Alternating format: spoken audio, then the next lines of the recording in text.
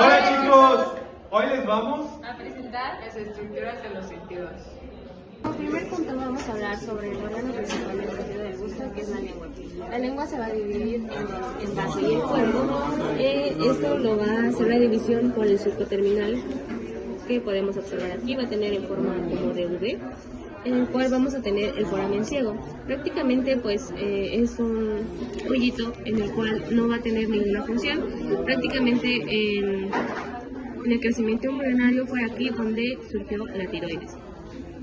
Después vamos a encontrar 4 tipos de papilas. Vamos a tener las calciformes, que van a estar por debajo del surco terminal. Van a ser las más grandes, las cuales van a tener igual, como son más grandes, más botones gustativos.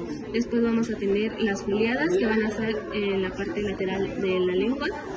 Y después vamos a tener las filiformes. Las filiformes se van a encontrar en el centro de lo que es el dorso lingual.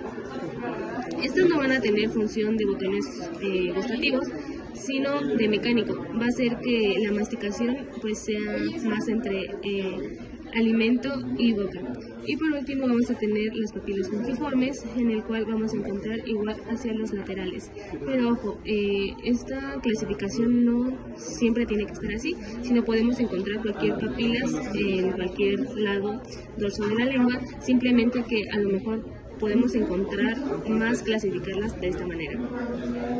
También nos vamos a encontrar lo que son las glándulas de von Ebner, que vamos a encontrar alrededor de las papilas calciformes.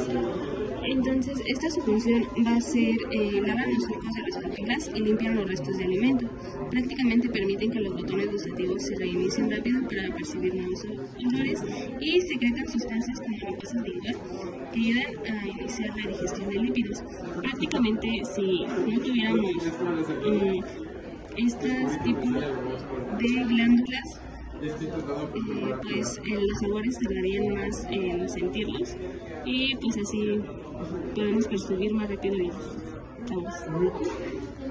Vamos a encontrar lo que es la epiglotis, el cual es un cartílago que funciona como una válvula de percusión de la vía aérea y pues se inclina hacia abajo cuando la entrada de laringe, o sea cuando consumimos alimentos, se va a abrir y evita que el alimento pase a la tráquea y así se dirige el bolo alimenticio hacia el esófago.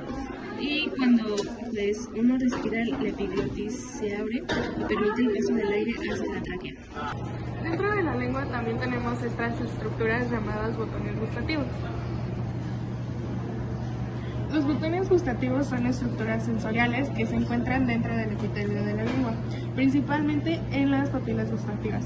Están formados por varios tipos de células, como se puede ver aquí. Tenemos una célula receptora que lo que va a hacer es detectar sustancias químicas y una célula basal que lo que va a hacer es que permite renovar las células del botón gustativo.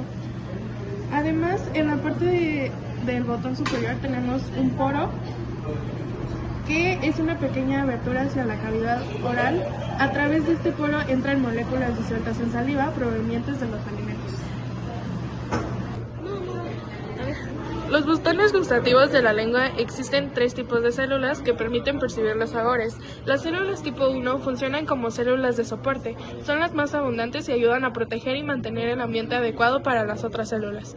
Las células tipo 2 son las receptoras del gusto y se encargan de detectar sabores como dulce, amargo y umami, enviando señales químicas por las neuronas gustativas. Por último, las células tipo 3 transmiten la información del sabor hacia el sistema nervioso y participan principalmente en la detención de sabores y, en algunos casos, salado, formando conexiones directas con las neuronas.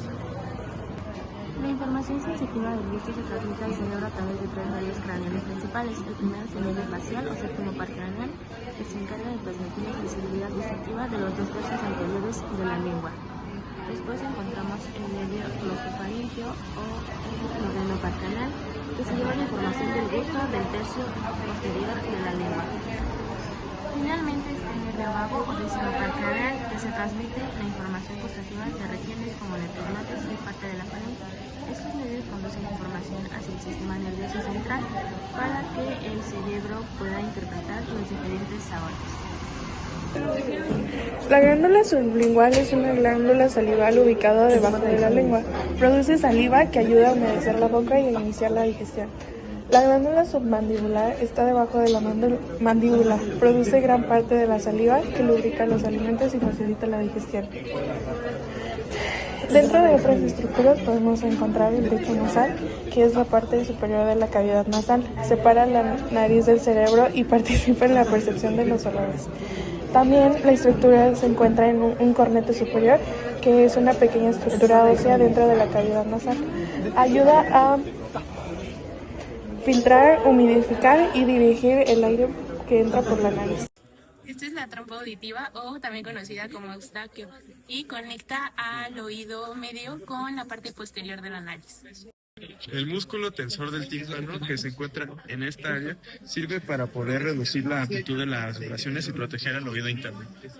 La cóclea es el órgano en espiral que sirve para transmitir las vibraciones a señales eléctricas para así ser enviadas al cerebro. El vestíbulo es la cámara central del laberinto óseo que conecta la cóclea con los conductos semicirculares.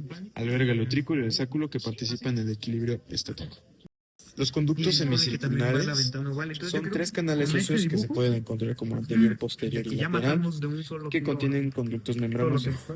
Su orientación en los 3 planos permite detectar rotaciones en cualquier dirección. El utrículo detecta la aceleración lineal y horizontal en la posición estática de la cabeza con respecto a la gravedad. Contiene la mácula con otolitos. Este es el sáculo y este va a detectar la aceleración lineal vertical y la posición estática. Los conductos semicirculares membranosos se encuentran dentro de los semicirculares óseos y estos se encargan de detectar la aceleración angular como la rotación de la cabeza. Cada conducto responde principalmente a rotaciones en su plano específico. Las crestas ampulares están localizadas en las ampollas. Detectan movimientos rotacionales mediante la deflexión de la cúpula gelatinosa al moverse la endolinfa durante la rotación cefálica. Las máculas del oído se encuentran aquí.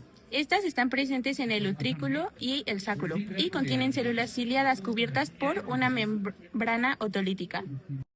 La membrana basilar separa el conducto coclear de la rampa timpánica. Además, vibra con frecuencias específicas según su localización. El músculo estapedio, presente en esta área, amortigua las vibraciones del estribo ante los sonidos intensos. Además, es un músculo más pequeño del cuerpo humano y también actúa como protector del oído interno. Similares al seno maxilar y al seno frontal, estas son cavidades neumáticas de hueso mastoides. Actúan como reservorio de aire para el oído medio, distribuyendo la presión y amortiguan las vibraciones. La rampa vestibular es un canal lleno de perilinfa. Por encima del conducto coclear, conduce las ondas de presión desde la ventana oval hacia el ápice de la cóclea.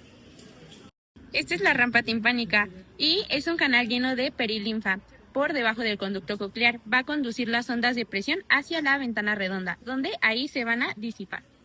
El conducto coclear es un compartimento lleno de endolinfa ubicado entre la rampa vestibular y la rampa timpánica. Contiene el órgano de Corti, el órgano receptor de la audición. La membrana tectorial cubre los cilios de las células ciliadas del órgano de Corti. Al desplazarse junto con la membrana basilar, dobla los estereocilios y activa la transducción sonora. La perilinfa y la endolinfa son líquidos del oído interno.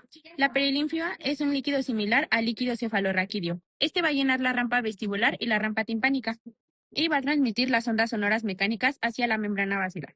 En cambio, la endolinfa es un líquido rico en potasio que llena el laberinto membranoso y es esencial para la transducción sensorial y auditiva vestibular. Este es el pabellón auricular que va a capturar las ondas sonoras de afuera y las va a introducir hacia el interior del oído. El conducto auditivo externo transporta el sonido desde el exterior hacia el tímpano.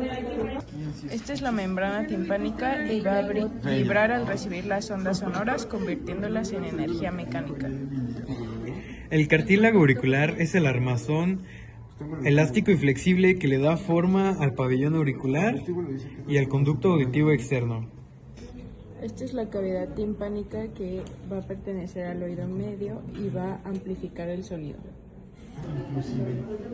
El martillo, yunque y estribo son 3 huesecillos que transmiten y amplifican las vibraciones sonoras. El martillo recibe vibración del tímpano. El yunque transmite vibración del martillo al estribo y el estribo transmite vibración hacia la ventana oval. Y, como dato curioso, el estribo es el hueso más pequeño del cuerpo humano, midiendo de 2.5 a 3 milímetros de longitud. La ventana oval transfiere la vibración al oído interno mediante líquidos y la ventana redonda permite el desplazamiento del líquido coclear compensado por la presión. El sistema límbico es el sistema que procesa los olores y los vincula con sentimientos y emociones. En este caso lo compone la amígdala, el cuerpo mamilar, el hipocampo, el fórnix, el giro cingulado y la corteza orbifrontal. Esta es la ubicación del bulbo olfatorio, que va a ser el que recibe la información olfatoria y procesa antes de enviarla al cerebro. Está compuesto por el epitelio olfatorio, que va a ser el tejido especializado donde se va a encontrar los receptores del olfato. Estas son las glándulas de Bowman, que son las que secretan el moco que disuelven las sustancias odoríferas. Este es el tracto olfatorio y va a conducir la información olfatoria hacia la corteza cerebral. Este es el tabique nasal, que se va a encargar de dividir la cavidad nasal en dos fosas que van a permitir el flujo del aire. Estos son los senos paranasales y van a ser cavidades que humidifican y calientan el aire, y además son para la resonancia vocal. Esta es la cavidad nasal y estos serían los otros tres senos paranasales: maxilar, etmoidal y frontal. Muy bien, yo les voy a hablar sobre el bulbo olfatorio, el cual es una estructura cerebral que recibe la información química de los olores y la procesa antes de enviarla a la corteza cerebral. Como podemos ver en este diagrama, en este dibujo, pues también se unifica y se conecta con el tracto olfatorio. También les voy a hablar sobre el epitelio olfatorio, el cual es una capa de tejido especializada en la parte superior de la cavidad nasal que contiene los receptores encargados de detectar las moléculas aromáticas. Particularmente el epitelio olfatorio se divide en tres, las cuales la componen las células receptoras bipolares, las cuales son neuronas sensoriales que captan los olores y transforman esa señal química en un impulso eléctrico. También las componen las células de sostén, las cuales brindan un soporte físico, nutrición y protección eléctrica a las células receptoras. Y las últimas células son, pues, las células basales, las cuales actúan como células madre que se dividen para reemplazar a las neuronas receptoras dañadas o viejas. También podemos observar la presencia de los filetes olfatorios, las cuales son los conjuntos de acciones que atraviesan el hueso del cráneo, específicamente la lámina cribosa,